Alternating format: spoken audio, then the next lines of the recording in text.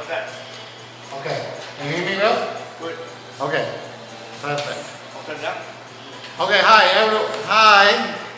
Hi. My name is Edford to come over here.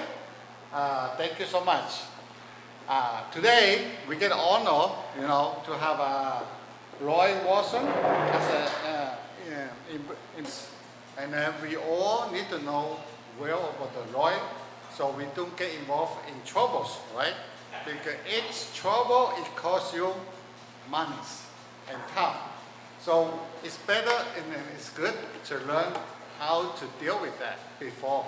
So Roy Watson, he has a lot of experience in dealing this kind of issues, and also he works for the immigrations for a long time until retired. So he has so much to share with us. And okay, so and then because Massachusetts Restaurant Associations is always looking more restaurants to get involved, so we can get a chance to together, unite us, more power, more resource can help us to grow, right? That's the main thing. And also we get the honor to have the All Seasons Table restaurant owners, Douglas, to provide this beautiful area for us for the meeting today. Thank you so much. And he could also share with his experience in your restaurant, how to keep your restaurant good tasting, of course, the quality behind it. Because that's the only thing can attract and retain your customer and become a loyalty customer. So we love and we're looking forward to hear both of them to share with us. Okay? So let's give a proud and welcome to Royce Watson to share with us. Thank you.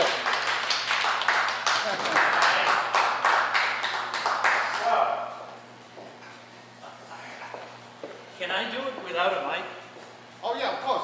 Okay, great. Yeah. Because my voice is generally good enough so that most people can hear me? Okay, good. 20 minutes. 2 minutes? 20 minutes. 20 minutes. Oh, I thought 2 minutes. Wow, that really cuts it down. No, sorry. I want to thank everybody. I want to thank Mara for inviting me. I don't know that too many people knew, but I live in Malden, so this was not a long commute. So I was able to come here. So there are a couple of things that I want to cover, and I'll start with the whole concept of who can work. The primary focus for restaurant owners is who can work. Well, there are a lot of different classes and categories of people who can work for you. But some of them have restrictions and some of them have limitations. One of the things that I have been suggesting that Mara consider is reaching out to a culinary school, a cooking school, and working with a cooking school to set up training on cooking Asian food. If you do that, then students who come into the United States to study cooking and study Asian cooking will be able to work for your restaurant part-time, but they will be able to work for the restaurant. Also, you can work out an arrangement the way Northeastern University does, where you can have people come and work for you for full time for a period of months. They will get academic credit towards their graduation, and the cooking school will love you because the cooking school is getting paid tuition while they work. So this is something that really cannot be done by an individual restaurant owner. No cooking school is going to work with only a single restaurant owner. But if Mara would consider reaching out, this could open up a lot of opportunities. In terms of who is employment authorized, the people who are employment authorized come in many, many, many different forms. The easiest, fastest, quickest way to get employment authorization is if you qualify for something called TPS, Temporary Protected Status. The problem with temporary protected status is not every country has this. It has to be a government approval, but in my experience, for most countries, once you get temporary protected status, it's permanent. I've never known a temporary protected status program to close. It just keeps getting extended and extended and extended. Again, these may not be Asians. They may not be people who understand the food that you're providing and the service that you're giving, but it's a worker, it's help, it's employment. The other biggest category in terms of who can work are spouses of either U.S. citizens or lawful permanent residents. And the reason that that is so significant is because there is no numerical limit on the number of green cards that spouses of U.S. citizens and lawful permanent residents can get. A lot of people think, I want to keep track of my time, a lot of people think that it's the immigration service that grants you a green card. It is not. There is only one agency in the U.S. government that can issue a green card. That's the United States Department of State. However, they are prohibited from issuing a green card until you get approval from the Immigration Service. This is not an accident. It was intentionally done so that one agency did not have all of the power. So, in terms of figuring out how long you have to wait, every month the State Department issues something called a visa bulletin. And one of the things that I have been talking with Andy about is if we can do it, we will try to post a link to the monthly bulletin on the Mara website, so that if you want to check how much longer do I have to wait, you can go to that bulletin. A lot of people have asked me, do I need to hire a lawyer to help me get a green card? In some cases, the answer is you probably should, because it's very technical, and I think everyone in this room has had enough experience with government to understand government agencies are not warm and fuzzy, forgiving organizations.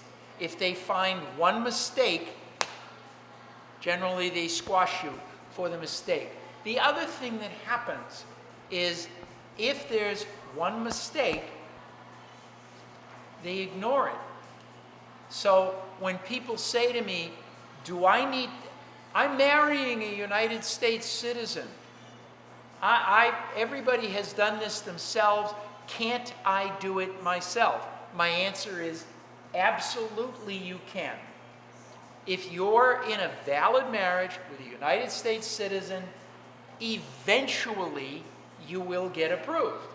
But it could take years and years and years as the government says to you, well, that document's not good enough, get me more, or get me this, or get me that. The package that you have to submit already is this thick.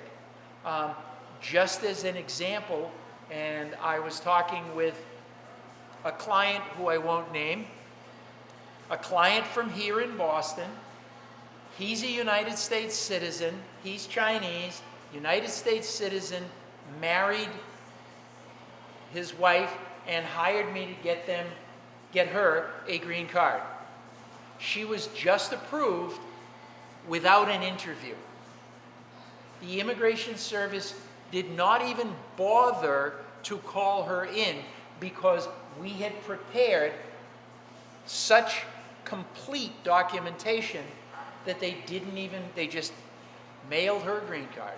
So I believe I have provided Andy with copies of this so that people who don't have it can get copies.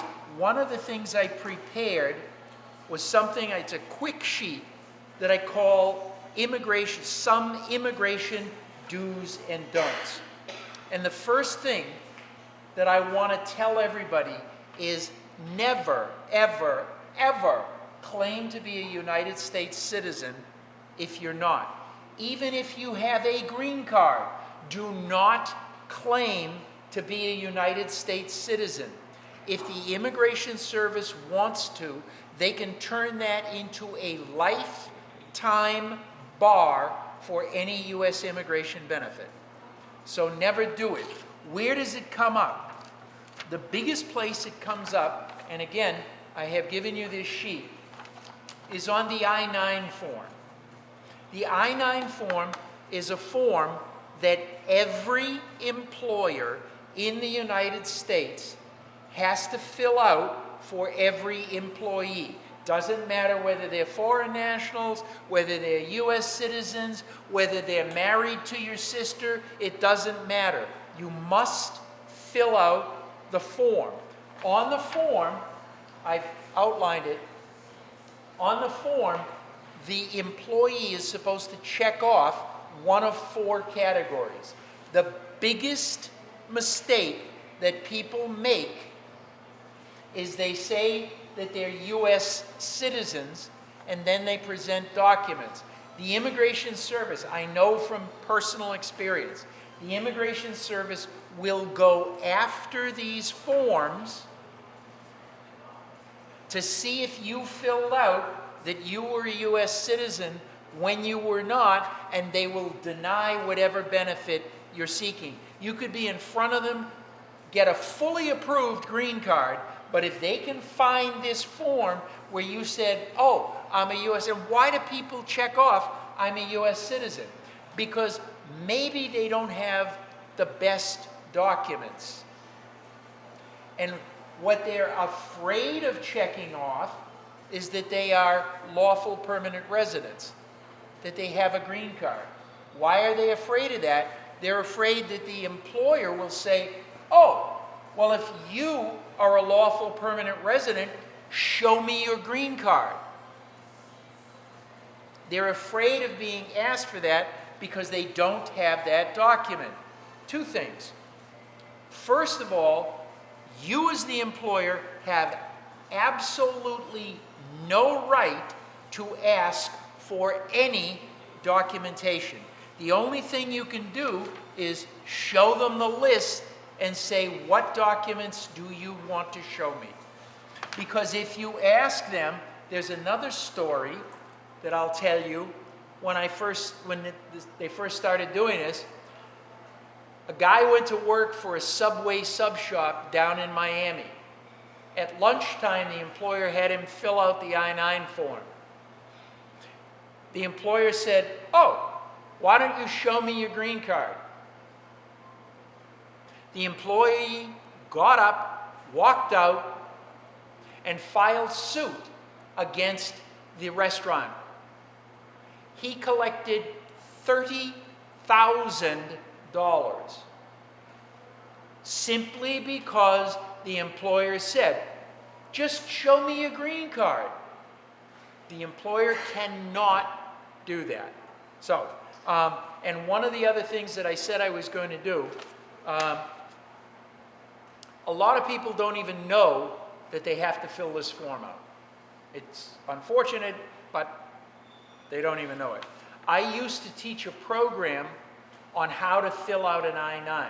And if there is interest within Mara or MRA, I'm happy to do a 1-hour program on everything you need to know about how to fill out, and most importantly, how to destroy the records.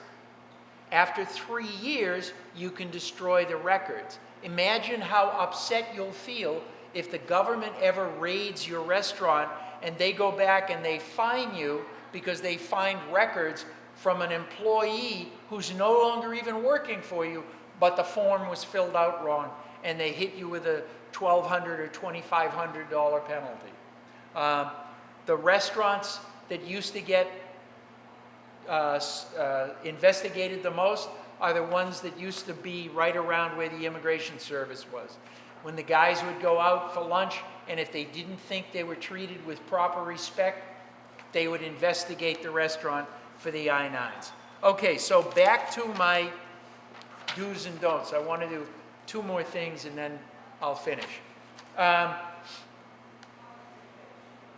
lot of people, I used to do interviews to interview people to see whether or not it was a valid marriage. And these people would walk in with these thick wedding albums. And they would drop them on my desk and they'd think, look at all those pictures of our wedding. What they didn't know is that there were certain groups and organizations that would stage phony weddings and hire actors and actresses to pretend to be part of the wedding and stage a phony wedding. So when the Immigration Service sees a photo album like that, they get suspicious. You know what works? I'm not here to just tell you the bad stuff. I'll tell you the good stuff. When I prepare a wedding, a marriage case, one of the things I always ask for from the wedding is a picture of all of the relatives sitting together. And then I print that picture, and then I write on the picture, this is Uncle Fred, this is Aunt Susie for the bride, this is cousin whatever for the groom. This guaranteed they're going to approve that case. Guaranteed. The other thing, when people come to us with pictures can be profoundly helpful. But you got to have the right picture. What are the right pictures? I had a guy from a Caribbean island threatened to sue me for discriminating against him, and I discriminated according to him. I discriminated against him because he asked me that question. Well, what do you want for the picture? I said, well, here's what you should do. The best thing you can do is give me 2 pictures that show a passage of time. For example, show me a picture of you and your wife in the winter, surrounded by snow with thick, heavy jackets. And then show me a picture of you and your wife at the beach in bathing suits in the sun. That shows me a passage of time. Do you know what he said to me? He said, yeah, I can't swim. I said, well, I'm really sorry about that, but he said, yeah, but I can't swim. And I said, I know, and he kept saying it over and over and over again. And he finally said, I'm going to complain to your supervisor. You're discriminating against me. I said, really? Because you can't swim? You think I'm discriminating against you because you can't swim? I don't think so. Anyway, the other thing, and I'll end, but I want to share the kinds of little things. The Immigration Service does not look, yeah, they do look for the big documents. You have to have a marriage certificate. If you've been divorced, you have to have, yeah, you have to. But everybody thinks just because they have those big documents that they're done. They don't have to do anything else. The Immigration Service looks for the little documents. Did you list your husband or wife on your driver's license? Is your husband or wife's name listed for the insurance forms? Do you have, you know the other thing? I won a case on one item. They both had library cards from the same library. And the examiner said, good enough for me, I'm going to approve it. So, any questions from anybody? Sir? You do ask a question, right? So, on the I-9s, right? I know the employers should not direct the employee which documents that they should bring. Absolutely. So you've got the opportunity to do one series of documents, So, or a combination of two. correct. So the Category A document does two things. It identifies the person and it proves that they're employment authorized. An example of that would be a U.S. passport. It- My question is, what's the accountability for the restaurant owner to validate those documents to be true? Great question. Excellent question. The question is, what is the obligation of the restaurant owner to validate the documents? This is where I used to spend the safest thing you could possibly do is to make no photocopies of any document. You record the document, documents. Now, the biggest mistake that I see employers make is they photocopy everything that the person brings in. Do not do that. I've seen I-9s that were supported by a photo ID from a health club. That's not on the list. You know, your Planet Fitness ID is not a recognized ID by the government. So the standard is reasonableness. You can be as aggressive as you want in looking and examining. The issue is there an obvious flaw or error on the document? If you're looking at a woman and the picture is a 40-year-old man, you better not accept that document. But how do you know? You know, the photograph, the guy didn't get his hair cut or beard shape, whatever. I don't know. So it's a great question. It depends on how good your other records are as to how hard they're going to push you. If your other records are good, it's a waste of their time. Best answer I can give. Any other questions? I have a question. For this situation when the married spouse as a U.S. citizen or green card, can we immediately hire the person or have to wait until the documentation? So, if the person has what we call an EAD, Employment Authorization Document, that is what the government calls a List A document. That's a document that has both, it's on the list. I've given you the list, you can check.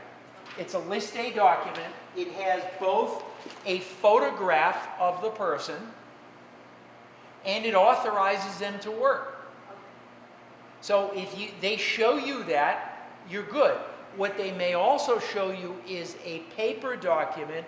You may accept the paper authorization as long as you follow it up when the person receives the other document and replace the paper with the photograph. Any other questions? This kind of case is for employees. I'm sorry, I can't hear you. This kind of case is for sponsor for employees and also citizenship married to the spouse. So what you're saying is a little bit more difficult. It's tougher. It is difficult. All right. I noticed that too. Sorry. So my question is this. I'm talking about employers, sponsor, Yes, employee. yes. Usually I don't talk to them. I direct them to you, for example. That's a If good they- idea. I So- encourage that. Yeah, I don't even touch them, you know? So that's what I know, you know? The problem is nothing in immigration moves quickly. So if they come to you, even if they have a situation that would allow them to get the appropriate document, it's not going to happen quickly. So also, citizenship marriage spouse still take longer too. It's still taking, right now, it's running about a year and a half just to get an interview. And if when you're sitting at the interview, the examiner has questions, the examiner will eventually, over a period of weeks, send you a list of more things they want, and then you'll wait more months. So the whole thing could run on for months and months and months. But then again, there's my client who got approved without an interview. That was the fastest. Doesn't get any fast, but you can't do that every time. You know, it took us a while to file because we pushed him and pushed him and pushed him to get all of the documents that we knew he needed to get. And when he did, he was rewarded. He didn't know it was going to happen that way, but he was rewarded for getting it. Any other questions?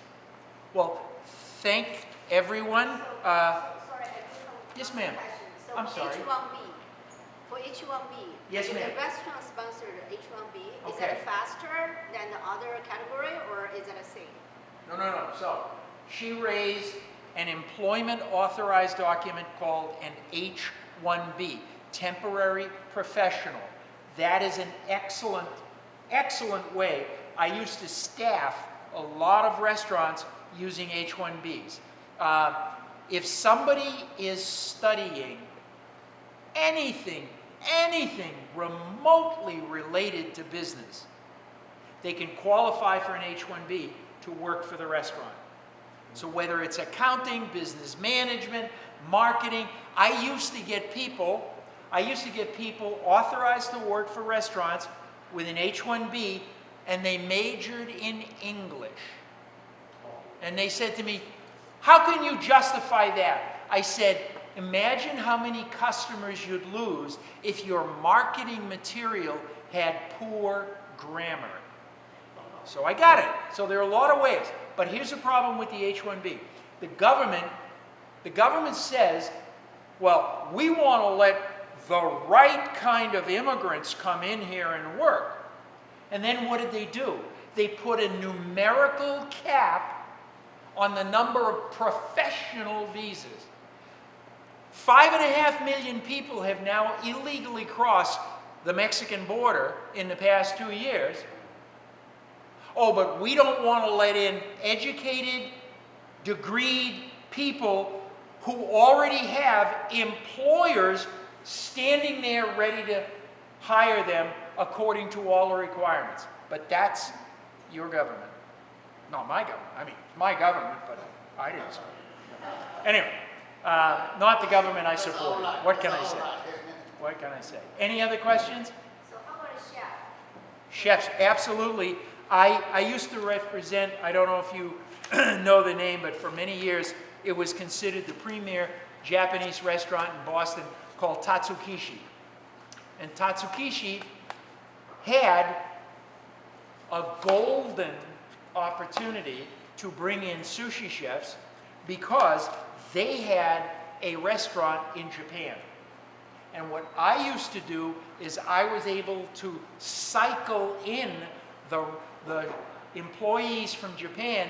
We would bring them all over to work here in the United States. If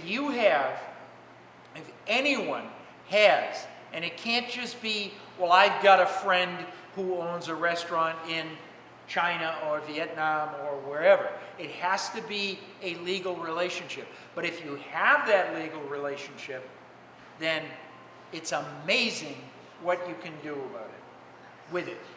Yes, it's absolutely, chefs are, we had to fight. When I originally started, there was a guy by the name of Bob Rosenberg. Does anybody know the name? Bob Rosenberg was the founder of this company called Dunkin' Donuts. And he started in Randolph. And Bob Rosenberg hired me to do his immigration. And when he sold to a British company called Allied Domecq, I brought in all of their people. So yes, we can bring in chefs, we can bring in managers, lots of stuff we can do. But it does take a lot of work, and it does, you have to be committed to it. And it's got to financially make sense to you. You can't be hiring waiters and waitresses this way. This is your top management. Okay, perfect. Thank you, Andy. Thank you, everyone. Thank you so much. Wow. That was really helpful. Okay, so next, let's get invited to talkers. Okay, very good. Let's welcome to Roger. Thank you. Thank you. Hi, everyone. Thank you. How are you? Very good. Thank Welcome you. to All Season. So, Trent and I, we go way back. Her parents, I know her parents for a very long time. And Bobby Wall, obviously, I worked for the family for a long time, worked for the auntie Dr. Head, way back when I first came to America. And I'm a mechanical engineering graduate. And look at me now, I do restaurant. But I love food. Food is my thing, and I like people. I like to have fun with people, I cook for people. Never planned to open a restaurant at all. Just work. I do my mechanical stuff. Worked for 2 years for Ford, Winchester Ford. And then somehow I find out I didn't really like it. But I studied that. Then I changed my direction. Then I decided to, while I was in school, in college, and I worked for the restaurant, part-time, do everything. Market, grocery, do everything. Basically, McDonald's, Caldo, stock market. Those were the days. Then I decided to try the restaurant again. So I started from very low position and all the way up to management. So once I get up to the management level, and I work for some great restaurants, I learned from all departments, cooking, dishes, ever. Management, catering, helping out, you name it all, and I do it, and I did it all. And one day I got offered a job at Lotus Blossom. One of my friends used to work with me, and she said, "Why don't you come over and help me?" I couldn't find a good manager because she worked with me when she landed from Taiwan in America. Then I said, "Okay, let me go try that out." So I always worked 2 cuisine restaurants, Thai restaurant and Chinese restaurant. So I decided to take a shot. I said, "Take it." I go there, and I'm the youngest manager for that corporation. And at the beginning, when they hired me, they were wondering, am I going to make it? I said, "You try me out." So the boss asked me, "How much do I want to get paid?" I said, "The money is not an issue. No, I'm not worried about the money. Just show me how valuable I am, and then you pay me." So I started out, I worked there. I never asked how much you're going to pay me. Just pay me. I'm here to learn, get experience. Then I worked for that company for, at the beginning he paid me very minimal. And when I left him, because I decided to start my own restaurant with my ex-boss up in Essex called Fortune Palace. So Transparent went there to see me years ago. My first restaurant.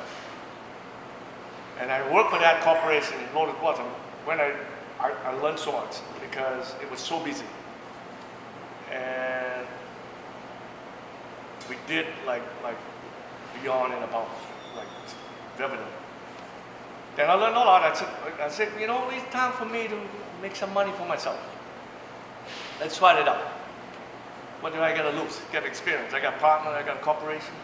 And the first restaurant we did, and we even bought the real estate up in North Shore. And started out, got my experience and plan out all the menu, whatever I have my experience, and work with it. And it turned out pretty good after 2 years. And I started from there. I said, I have 5 partners when I started. So do I have 5 minutes or do I have 20 minutes? 20 minutes. Just kidding. Okay. So learned a lot. Knew a lot of people here. Finally, I decided to open up All Seasons here 17 years ago, almost. Malden was the city that not too much going on years ago.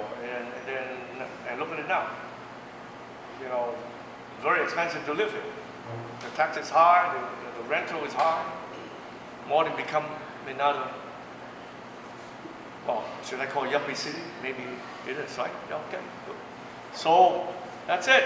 I work with people around it, all the city council, the mayor, Gary. Before he was Gary, he's my friend, so we all connected. That's a difference. Nothing like no politician at all. Just ordinary friends. So that's it. And I study my food, make sure my chef is doing their job every day. And some of the people that still work for me since the day one, and I've been here for almost 17 years. So I learned that from Bobby Wong's family too. That's it. I think that's it, right? And Trent been, she called me out of the blue. It's like, Doug, we want you to do a speech. I said, for the MLA. So I said, okay, let's do it. What do you want me to say? Thank you.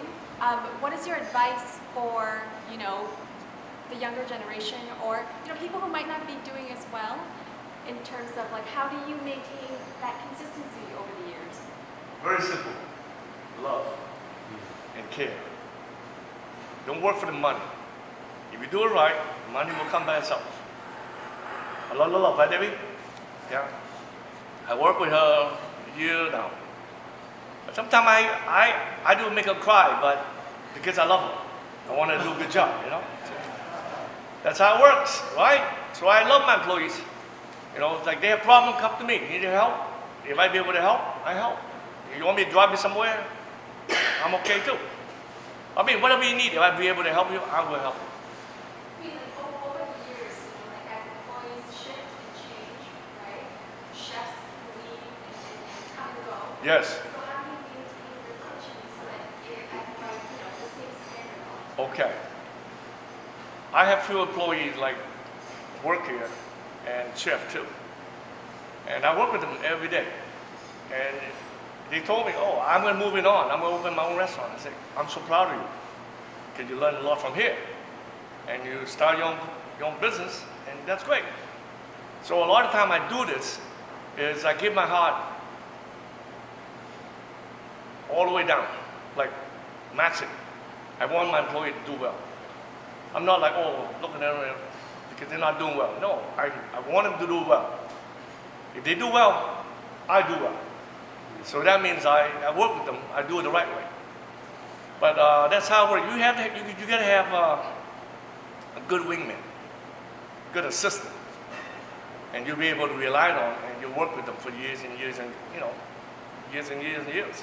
So my chef inside the kitchen is the same. I always have 2 people. The old days we had number 1, number 2 chef. I always go down to 1, 2, 3, 4, 5. Number 1 left, number 2 promoted, keep going. Number 2 left, number 3, keep going. But that's how I work. I don't choose all. Number 7 can be number 1. That's not how I work. I don't even hire people from outside. Even though I know they have a lot of experience, they're very well known, very famous. It doesn't work like that. So you gotta kind of like work with them. Slowly, gradually, year by year, then once you build a relationship, you don't need to talk a lot. Basically, it's all eye contact. It's all there, a lot of chemistry. And if you talk a lot, I think it's wasting time. So that's how it works. And if, don't yell at them, just be nice on them. If they did wrong, sit down with them then. Usually, sometimes I do like, oh, let's have a glass of wine with me, maybe have a scotch, you know. Depends what they like, you know. So I make them relax and talk to me, what's the problem? And I tell them, we're gonna fix it. That's how it works. So some people are still here, some people move on, start their own business, and they did very well. And not many people that not doing well, but some of them are doing very good. But they just crossed their line in the wrong path. Could be a lot of reasons that I don't know, even though I know, but I won't say. So that's their choices. So we want to be like, you know, doing every day the same consistency. I would cooking the same, working, performing. If you love your clients, give them some love, talk to them, communicate with them. And clients, they always have problems too. Talk to them. What's the problem? You know, that's what we do. Everybody has a problem, and when I have a problem, I talk to them too. So we become like beyond client, we become like dear friends. So this has become more family. So here's another thing maybe I'm allowed to say it. I like good size of restaurant, but not big like Kowloon. Sorry about that, sir. I like about 200 seat. I always tell my friends, like, if you open a restaurant to 150, 180 seat, that's good. That's good size of restaurant. So, my definition of it, if you have a boat, you can go out in the ocean. You can catch any fish you want. A good size of boat. But they have 6 small boats. You're going out far enough to the ocean. Your boat gonna sink, man, because you can't catch a big fish. So you have a good sized boat, you'll always catch a good fish. And that will maintain you years and years and years and years. So my first restaurant is 220 seats. And I work for a lot of big corporations, like 20, 50 seat, 300 seat, you know. So a lot. Way back, way loose. Sally Lane, I think, you know. One in Fresh Point, what do you call that? Oh my God. George Chen. You know, there are a lot of us. Chef Chen House, you know, Kowloon Diamond Head. I was dishwasher at Bali High when I was younger, you know. So we did a lot.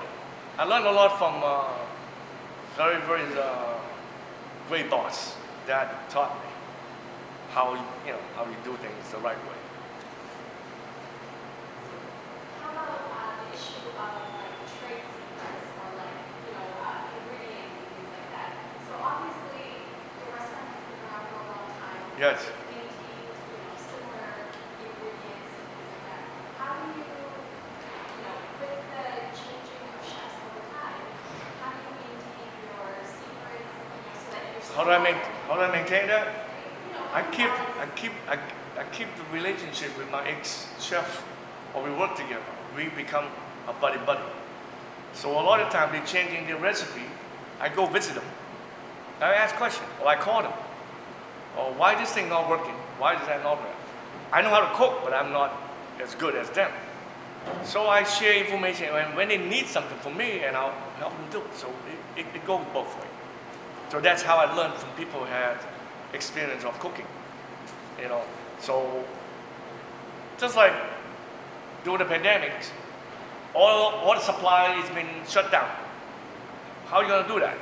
You gotta find a way. So you can use some Asian ingredients and substitute from some other ingredients, as long as the taste is close enough or better. If it's better, leave it alone. Keep going. So you got to make adjustment. Somehow, you have to survive. You got to move forward. Other than that, the business will close down. So, but people, nowadays, people like food. They don't like cooking at home, so, because the new generation, So we need to do that too. That's it. Any more questions? Yes. Yes, sir. So what's your biggest challenge right now? What is my biggest challenge is management. Management. Can you elaborate a little bit more? Yes, is teaching a new generation to do the way it's supposed to do. and it's hard. It takes a lot of time out of my upper management, like Debbie and another lady, Melan. We spend a lot more time with them to make them understand how you get there. But it's very hard. You have to choose someone capable, 1, 2, or 3, and share with them, tell them to share with others, the one that cannot adapt. So you got to find your next assistant or the next wingman and share with them. And they will need to share with others. And it works sometimes. Most of the time, and it works, but not perfectly. And of course, we're always right on top, watching them, make sure they do the right thing. But it's harder now. You tell them what to do. It's not like us in the old days. This is the guideline you follow. But they have their own guideline. They like they like their headphone. They like the cell phone. So I talked to Trey and I said, call me, right? I like talking. I'm an OG, man. I'm old school, I know how to play my phone. I know how to do, laptop. It's easy. But once in a while, I like to talk on the phone. I want to hear, how are you? How you feeling? How's your day today? Are you having a good day or you having a bad day? So that's every day you keep doing that, they will follow the same method to others. And now everybody happy. So. Yes, sir. I don't have a question, just more of a comment that I really admire you for what you've done here. I've heard a lot of great things about the restaurant. We share a lot of the same customers, we're pretty close. Yes. So I would have customers in my place bragging and saying you're a great restaurant. Yes, sir. Yeah. All seasons. Yeah. So naturally, I get a little competitive, so I have to send customers and friends here. Yes, of course. Yeah. To count the customers in the restaurant, you can call. Yes. So I've done that throughout my career with other restaurants, whether it's Wayne's, I'd have somebody drive up and count the cars in their parking lot, report to me, or Valley High, Yeah. or Diamond Head, all the restaurants that you work yes. at. Yes. And I just want to say that you're a legend in this area, and people have always admired you. They mentioned Doug in Thank you. all seasons, and that's it's a pleasure knowing you, and what a great job you've done. Thank you, brother. So, because my wife is very tough on me too. Thank you so much. Thank you. Enjoy the food. Order something. Thank you for having me. Thank you, sir. Thank you so much. Thank you. Yes, sir.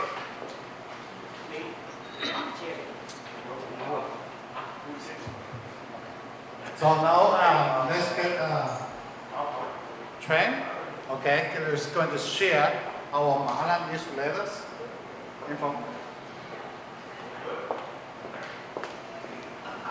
Okay.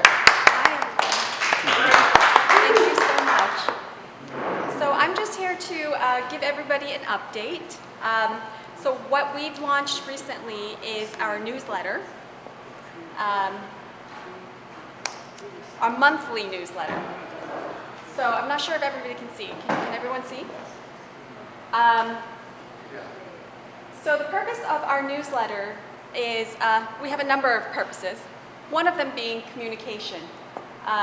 What we have been doing, and our goal, is to share relevant information to the Asian restaurant business owners and operators, updates internally and externally. So externally on things that, activities, events, anything that's relevant to our restaurant industry.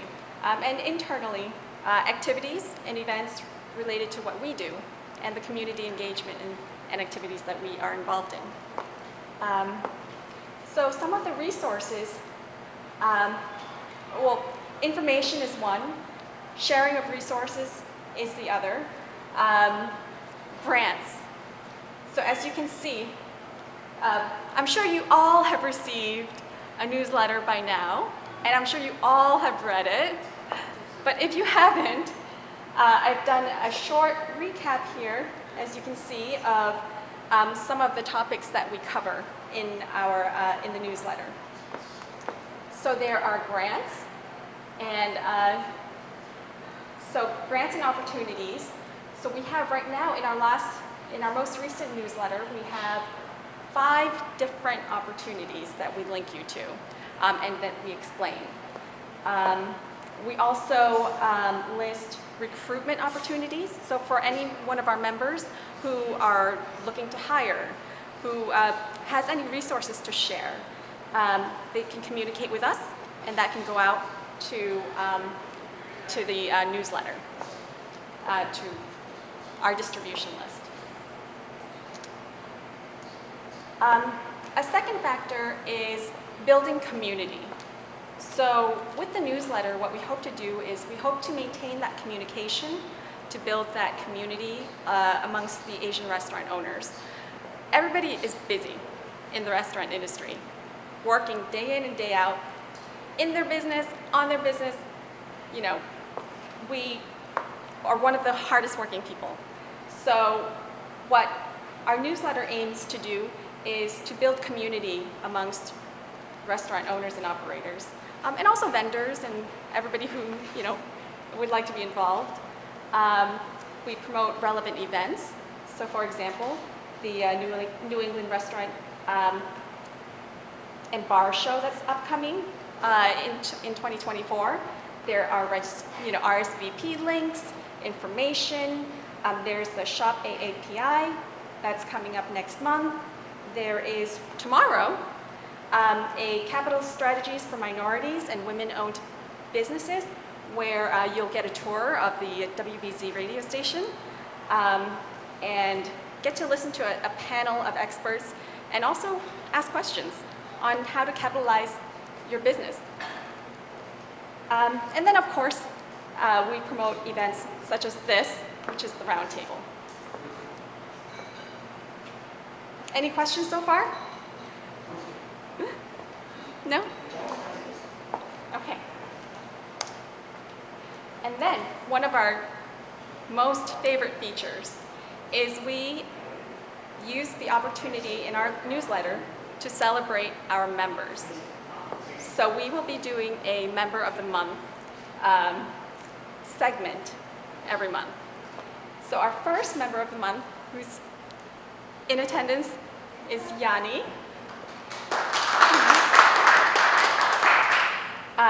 So I'm going to leave it up to Xiaoyan to go into detail as to what we, the process that we undergo and the goals that we try to achieve with the Member of the Month feature. Let's play that video first. Sure. Then I explain. So in this, is there a switch here? No, just Oh. And let's watch first.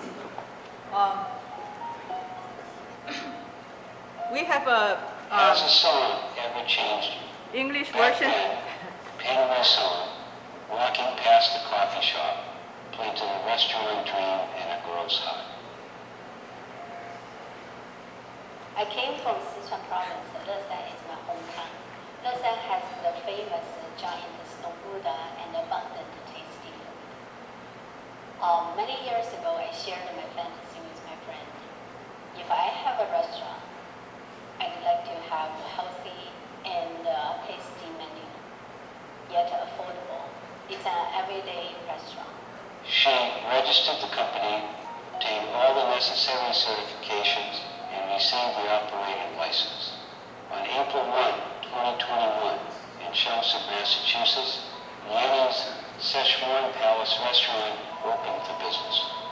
Leveraging her years of management experience in the pharmaceutical industry, she dedicated herself to the restaurant, comprising 60% non-Chinese clientele, and Yanni serves authentic Chinese cuisine. This is the best restaurant in Chelmsford, probably in a wider area. And I'm including all of them, not just Chinese. We'll come in every couple of weeks and just say, make dinner. Yanni took us a restaurant here, and it just changed, and it got so much better. And we don't want American Chinese. We want Chinese Chinese. Real Chinese. Yeah, real Chinese. Yeah. So we were almost your first customer. Yeah. Yeah. And I made my first friends here. Yeah. Absolutely. Sichuan Palace is a trusted kitchen and customer-centric restaurant. It not only serves renowned Sichuan dishes, but also brings the flavors of Yanni's hometown, including Lasan sweet crispy duck and Lasan tofu curd to the table. Yanni upholds a philosophy of healthy cuisine, no more MSG, monosodium glutamate, and the suppliers of meat and vegetables are among the largest in New England. She works tirelessly to build a skilled chef team to maintain the quality of the cuisine. Yanni leverages culinary imagination and continuously tracks customer feedback to introduce new dishes, updating the menu every 6 months. Yanni has a strong and multifunctional network of friends and family. They frequently dine at Sichuan Palace, order takeout, and provide her with immediate feedback on the dishes. Her website design, food photography, and promotion are all crafted by professionals she assembled. On October 12, 2021, Yanni participated in Mara's first event, becoming one of the initial members. She also enjoyed the annual benefits of the Asian American Restaurant Association and received a $1,000 check from National Grid. Mara is a bridge and a platform to the mainstream. Nowadays, the restaurant business is facing so many difficulties and challenges. Mara provides learning opportunities and shares resources for the benefit of Asian restaurants. On May 3, 2023, the Massachusetts Asian American Restaurant Association held a regional leadership roundtable at Sichuan Palace. Yanni says that Mara can use the Sichuan Palace venue whenever needed. 最开心的事情就是顾客吃的满意了，而且通过这个餐馆，可能我认识一些我从来就说，如果我没有开餐馆，我从来都不可能认识的一些人，包括我的一些顾客，包括我的员工。所以如果是没有这个餐馆的话，可能我们的生活永远都不会有交集。Okay. Yeah. We also have a Chinese version. I think maybe we don't have to play that. Do you want to see? Yeah. 你弄我的那个什么吧，我的 slides. Yeah, 就是那个 member of the month. Yeah. That was our first edition of this member of the month. Actually, it has been for a long time. I think first time I talked to Tran, I remember the name. She said we should do member of the month. Then I thought, okay, it's really like every month we feature one member. It's not necessarily restaurant. It's just a Mara member, and we can tell their story, how to. Next, which one next? Oh, okay. Yeah, basically this is what we do with this video. We choose to use a video format to tell the member story and showcase the business and their mission, their product, their service. And we do both English and Chinese version of the videos. And after we are done, we upload the video to YouTube. So we just play it from YouTube. And also put in the newsletter. In November newsletter, this part is at the top of the newsletter. And also put to the website. If you go to Mara website, under media, there is a newsletter. Under membership, there is a member of the month section. So we just try to make it available and also it will put to our social media, Facebook, Instagram, and the WeChat. So you can, yeah, because people use different social media, they can all see it. Yeah, the purpose, we just want to enhance the positive image of Asian restaurant industry. So let people know, because there are so many restaurants and there are like a really nice story. We want people to know and also attract more attentions. Also, of course, we want to promote Mara membership. So more people will see, okay, I want it, it's nice. I hope step by step we'll get there. And in order to do this video, this is how we, the process, because it's not easy. Yeah, I feel very lucky we have Ping as our Mara office manager, and she was a profession in TV show in China. That's what she has been doing in China for many years. So she knows all this. I know, okay, we have Ping, then I know she knows what to do. So I told her, okay, you lead, then tell us what to do. And initially we need to have an interview session, like we did with Yanni. We had a Zoom meeting, and Ping knows ask the right questions. Then Yanni just say, okay, how did she started the idea, why she wants to start a restaurant. She is still working for that pharmaceutical company full time when it's running this restaurant. Just like Su Miao, like Su Miao many years ago. And after the interview session, I think, okay, we got enough information, then she will write a draft. So what we want to show in the video, and share with the owner, share with Yanni.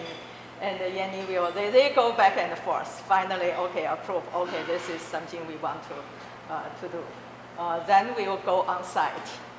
I told you when we were there, I took some picture when they were on site. And we have Kevin. Kevin is like a professional photographer. Yeah, he likes it.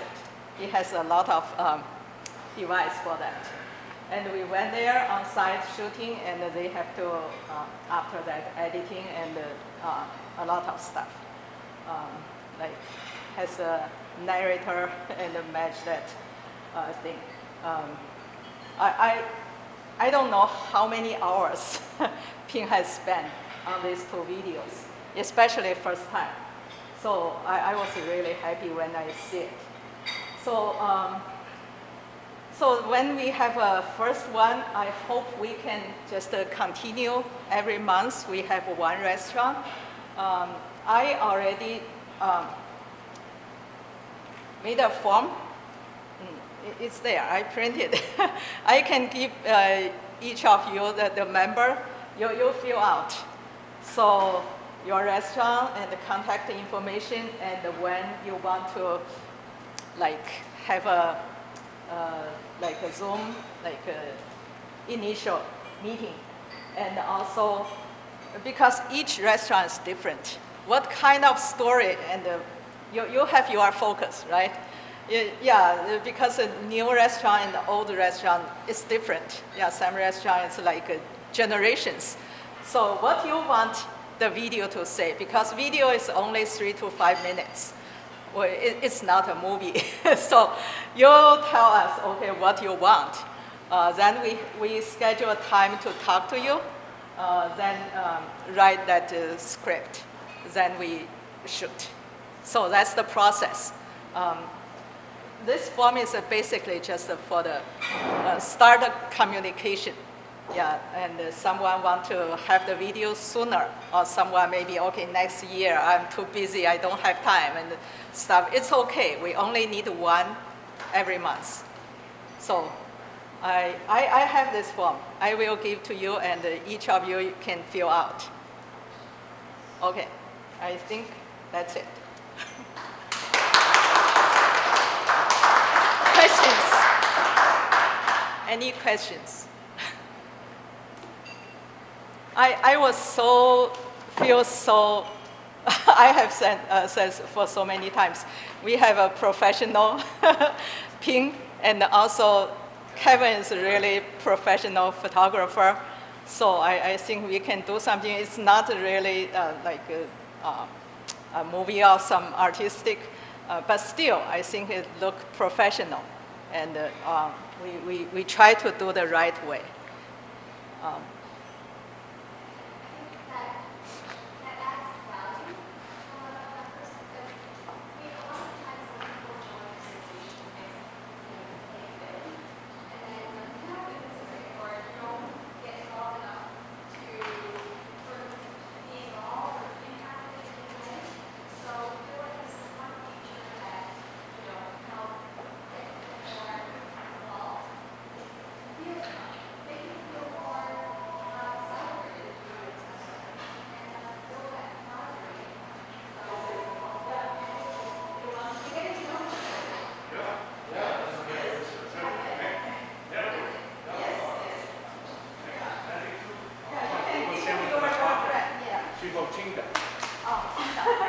Maybe more, because if you have more. I make zero. Okay. Electric, then we share that. Yeah, later I will put Her online, story. but right now, because She is the same thing. I did it last night.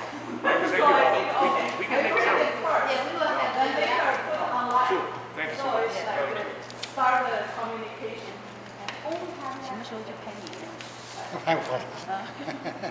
We have been thinking about it online, finally got it.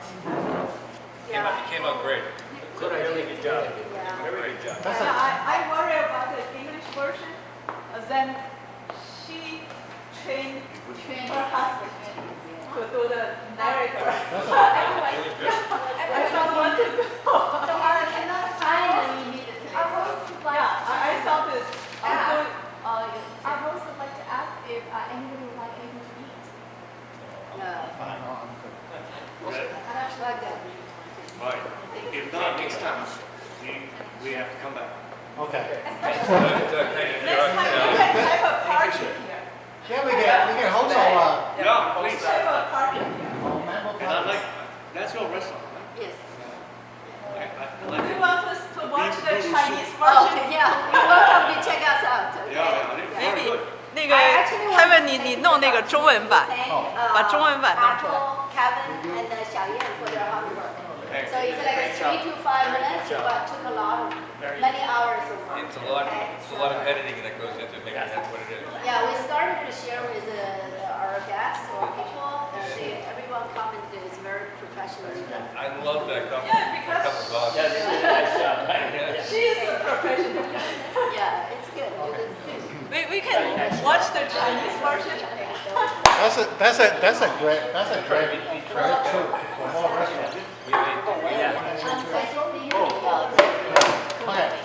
One more thing I want to share is, oh, we have 2020年 we 新 have 闻 this 期间， one 原来的 from 业 the 主 Boston 出 Foundation, 售川霸王，万尼接了手， which is 他注册公司考下所有证书，拿到经营执照。2021年4月1日，麻州签字做的万尼川霸王开业。他凭借自己在医疗行业多年的管理经验和一腔热情投入餐馆。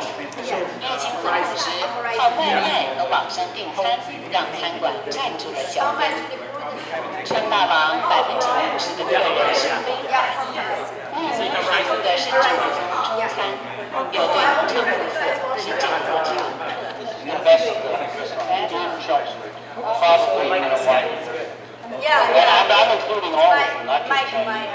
yeah. We'll come in every couple